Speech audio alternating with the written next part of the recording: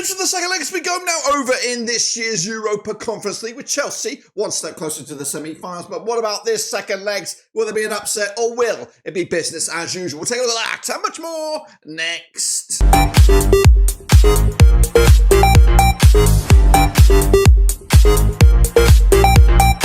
That's right, folks, back once again with another prediction video today. It's all about the 2025 Europa Conference League. It is the quarterfinals. It is the second leg, so they're coming at you in just 1 second. If you know where you've been, smash your subscribe and you want to subscribe for Europa League, Babanovas, World Football. We're going to all hear under one rooski. That's right, the big boys are doing their thing. That's right, Real Betis, Fiorentina and Chelsea getting ever so closer to those semi-finals. But what will happen this time around in those quarterfinals, second legs? We'll get into all of that in a minute. Of course, big shout out to the members, big shout out to the patrons. You know who you are. What we're going to do now, though, is revisit those first legs, bring it bang up to date with the odds, the bookmakers' odds, and of course, look forward to those second legs. So let's sit tight, hold on, and of course, remind ourselves of what went on last time around. And this is it, guys. This is it.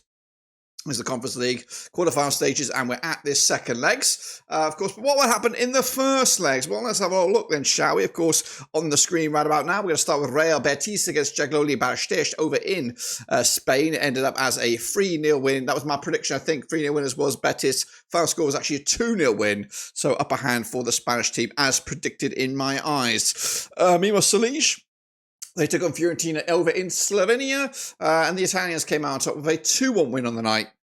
I went with the 1-0 win. Ain't too shabby. Meanwhile, my surprise, Chelsea went to Poland, and they actually flexed their muscles. They're 3-0 winners in the end over the Polish outfit there. I went with the draw, so maybe a bit to egg on my face. We'll see. And then finally, the Swedes took on Rapid Vienna in Sweden. It was a 1-0 win for the Austrians. I went the other way. So that is, of course, the state of play in those first legs. And the second legs are happening the week, which is just around the corner, the 17th of April. Now, currently, the bookmakers' odds have it like this. Legia Warszawa are 8th favourites to go the distance and lift the trophy there. Of course, we've got that 3-0 deficit to turn around. Then it's at Celje.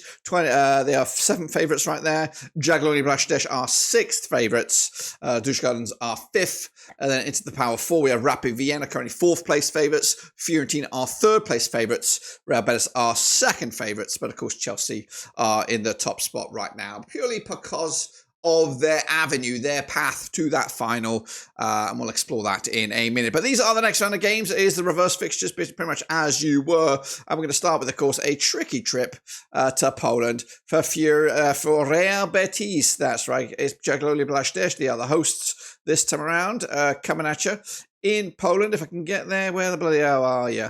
Of course, the reverse fixture going in favour of the Spanish, but this time could be completely different when these two sides lock on the Thursday, was it 17th of April? That's right. Of course, Jagiellonia coming at you. They did finish 9th in the Europa Conference League league structure way back when with 11 points. They're coming into this just one win though in the last 4 matches. That's of course including that match against Real Betis last time around. The Spanish, they did finish 15th, of course, 92% form for them right now, winning 5 of the last 6. And of course, they do have that upper hand 2-0 lead from the first leg. Now coming at you this weekend, Real Betis taking on Villarreal. Tricky game. They're expected to win that game. They're playing at home on this one with Jagiellonia taking on Legia also, who are also in action in this very competition. They're expected to lose that game with Legia also coming out on top.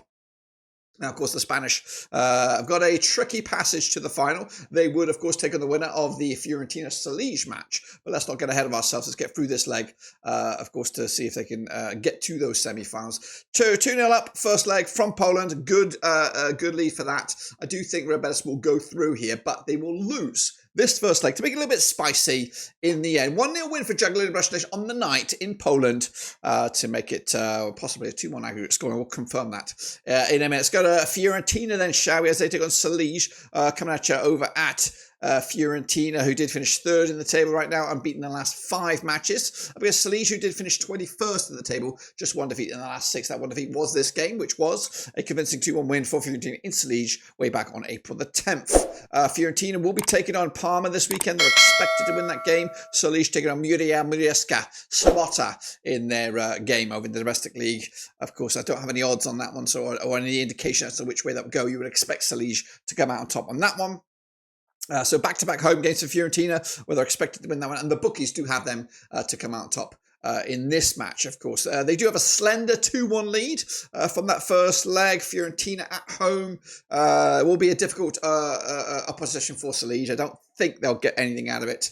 I'm going to back the Italians to do the job comfortably on the night. 3-0 winners, which again add that to the aggregate scoreline, and you would imagine it will be a Real Betis Fiorentina semi-finals. We'll confirm that in a second. Let's hop on over to Stamford Bridge then, shall we? Chelsea taking on Legia Warsaw. Of course, Chelsea did finish top bins. They've been the powerhouse in this competition from the get-go. I think they had a perfect record way back in that league structure. Yes, 18 points out of 18. Legia Warsaw, credit where credit's due. They made it to this quarterfinal stages where they did finish 7th in the league structure. So they were in that power 8. So they deserve to be here. But I think this is where their story will end, of course. They're coming at you with 58% form, just losing once in the last 4 matches. And again, that first leg, 3-0 winners it was for Chelsea in Poland back on April the 10th.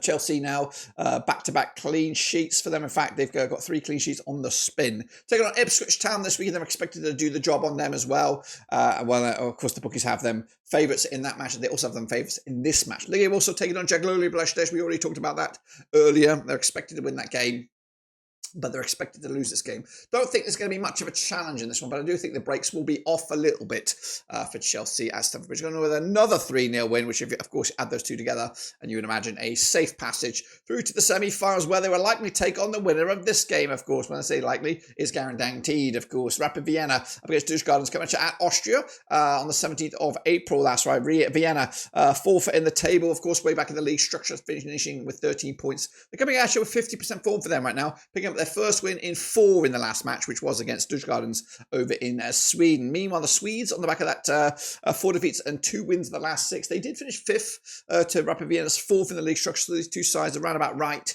Of course, Rapid Vienna, if you would go on a seeding sort of structure, would see themselves go through as the 4th best side. So if they can hold on tight with this upper hand lead they have from the first legs, we may have the top 4 seeds in the semi-finals. So we'll see about that. The first leg was just a 1-0 win for Vienna in Sweden. So it is a bit of a fine margin between the two sides. Coming at you this weekend, Djurgårdens got back-to-back away matches now. Of course, they take on Hammarby this week in the Swedish top flight, then Rapid Vienna. So back-to-back games, both expected losses for Djurgårdens. Meanwhile, Vienna taking on Austria. I'm not sure who they are. Rapid Vienna taking on Austria Vienna, possibly. I don't know. They're expected to win that game. They're also, the bookies have them winning this match as well. So, the 1-0 slender lead.